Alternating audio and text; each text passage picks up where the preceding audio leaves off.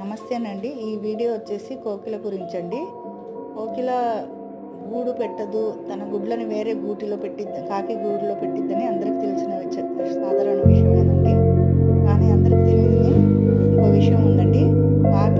కాకి గూటిని మాత్రమే అది ఎత్తుకుపోదండి. తన గుడ్లకు సమానంగా ఉండే గుడ్లు పెట్టే పక్షుల గూళ్ళను అవి వెతుక్కుంటాయన్నమాట. ఇవి చేసే క్రమంలో మగ కోకిల కూడా తనకు ఆడ కోకిలకు సహాయం చేసింది.